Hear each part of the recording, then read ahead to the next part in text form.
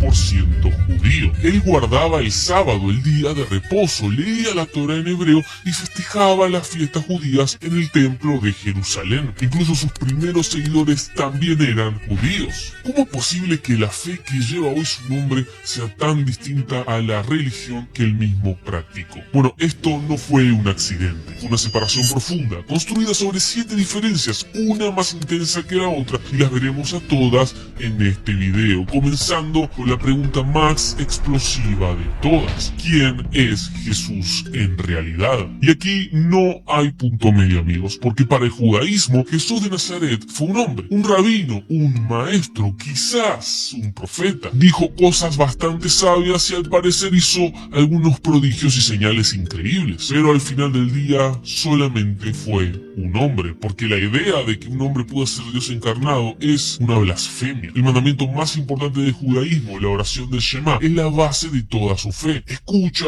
oh Israel, el Señor nuestro Dios, el Señor es uno. Dios es uno, indivisible, no tiene partes, no tiene un hijo en el sentido literal, y llamar a un hombre Dios rompe directamente con este mandamiento. Pero el cristianismo responde a la pregunta ¿quién es Jesús? De una manera muy diferente, porque es más que un buen maestro, más que un profeta. Él es literalmente la segunda persona de la Trinidad, o sea, Dios. Él dijo: yo y el Padre uno somos. Cuando sus enemigos lo acusaron de hacerse igual a Dios, él no lo negó. No hay reconciliación posible en este mundo. Para los judíos, si Jesús fuese Dios, su fe como está entregada se derrumbaría, y para los cristianos, si solamente fuese un buen maestro, nada tendría existido. Pero pasemos a la segunda diferencia, el problema y la solución. ¿Cuál es el problema fundamental del ser humano y cómo podemos arreglarlo? Bueno, para el judaísmo el problema es el Yetzer Hara, que significa la inclinación al mal. Ellos no creen como tal en el pecado original, no creen que hayamos nacido rotos o manchados por culpa de Adán. Según el judaísmo, el ser humano nace neutro, con dos inclinaciones muy claras: una buena, Yetzer Hatov, y una mala, Yetzer Hara. Nuestra vida es la batalla constante entre estas dos voces. El pecado no es tanto un estado en el que nacemos, sino unas acciones que cometemos. El pecado es cuando elegís escuchar a esta inclinación maligna, desobedeciendo los mandamientos de Dios. Pero bueno, ¿cuál sería la solución a este problema? ¿Cómo nos salvamos de esta inclinación maligna? Bueno, la solución en el mundo judío es Teshuvah, que significa arrepentimiento o volver. Es un camino de acción. Vivís una vida siguiendo los mitzvot, los 613 mandamientos de la Torá, porque fallarás, te arrepentís sinceramente, haces caridad, orás a Dios, ayudas en el día del perdón y de alguna manera terminás quedando a bien, porque Dios en su misericordia ve tus acciones y tu corazón arrepentido y te perdona. La salvación es entonces un proceso de toda la vida, una especie de sociedad entre Dios y el hombre. Pero toda esta cuestión el cristianismo dice no, porque el problema es mucho más profundo. Hablamos del pecado original. Por culpa de la rebelión de Adán en el jardín del Edén, toda la raza humana cayó, por lo que nacemos en un estado de pecado. Estamos espiritualmente muertos, separados de Dios desde nuestro primer aliento. No pecamos para convertirnos en pecadores, sino que pecamos porque somos pecadores. Es una enfermedad incurable del corazón. Y si el problema es una enfermedad incurable, ninguna buena acción puede curarla. Porque si estás espiritualmente muerto, bueno, ¿qué buenas cosas puede hacer un muerto? Unas acciones lindas que las personas puedan hacer no son más que trapos de inmundicia, que basura, que estiércol, según el apóstol Pablo. Por lo que la solución no puede venir de uno mismo. La solución tiene que venir de afuera. La solución, amigos, es la gracia. Un regalo inmerecido. El cristianismo enseña que uno no puede hacer nada para salvarse. Y a diferencia de la perspectiva judía, la salvación no es un proceso, sino un veredicto legal.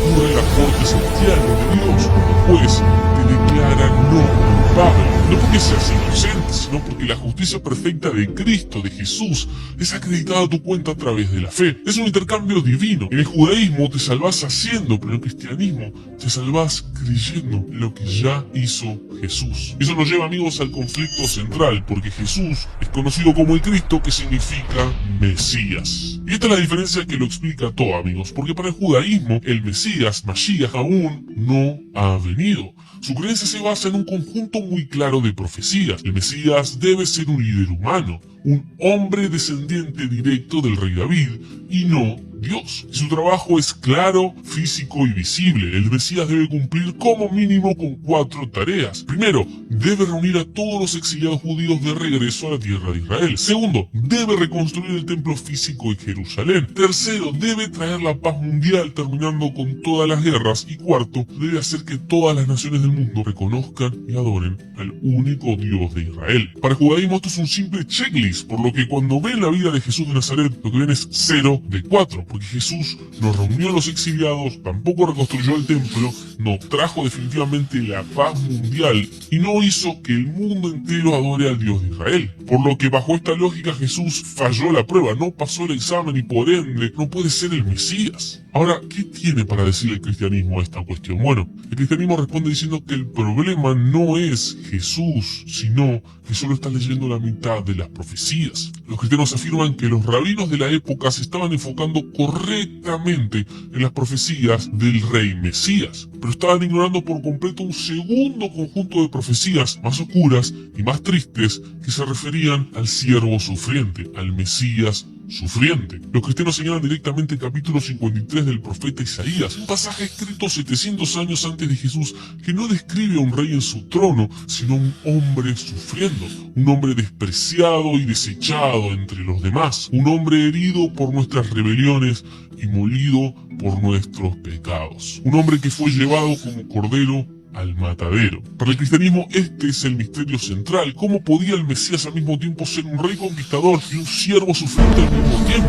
Bueno, la respuesta es radical. La misión del Mesías es tan grande que tuvo que ser dividida en 2 partes. La primera, la que ya hemos leído, tiene que ver con el siervo sufriente, en la que Jesús no vino a sentarse en un trono, sino a ser colgado de la cruz, porque su misión no era liberar al pueblo judío del imperio romano o de aquellos que los estaban asediando, sino conquistar la muerte y el pecado, cumpliendo con Isaías 53, entre otras profecías. La segunda venida, la que aún se está esperando, es completamente distinta, porque Jesús volverá como un león, como el rey conquistador, y allí cumplirá las otras profecías pendientes: reunir a Israel, traer la paz mundial y reinar físicamente. El judaísmo dice el rey no ha llegado, pero el cristianismo dice el rey sí llegó, pero primero tuvo que venir como un cordero. Pero pasemos ahora a la diferencia número 4, el libro, la gran autoridad. Para el judaísmo su libro sagrado es el Tanaj, que es básicamente el Antiguo Testamento cristiano. En su interior está la Torá con los 5 libros de Moisés, los profetas y los escritos, terminando con el libro de Crónicas. Y tan importante como el Tanaj es la tradición oral o el Talmud, un compendio masivo de debates rabínicos, leyes y sabiduría que explica cómo aplicar la Torá a la vida diaria. Para el judaísmo leer la Torá sin el Talmud no tiene mucho sentido, porque la tradición oral es una autoridad que guía la interpretación, si no uno abriría e interpretaría lo que quiere. Para el mundo cristiano, en cambio, su libro sagrado, la Biblia, tiene 2 partes. Una comprendida por el Antiguo Testamento, que es literalmente el Tanaj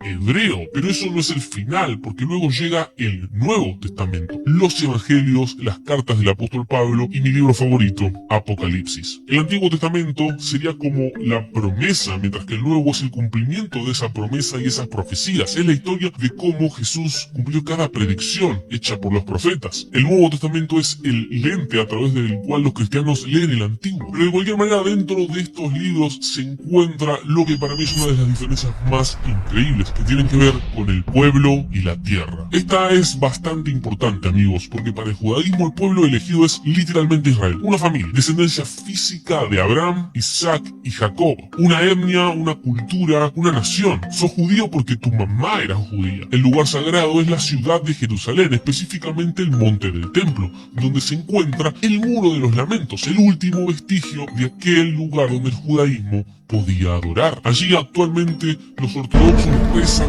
día tras día para que pueda construirse un tercer templo físico en ese lugar.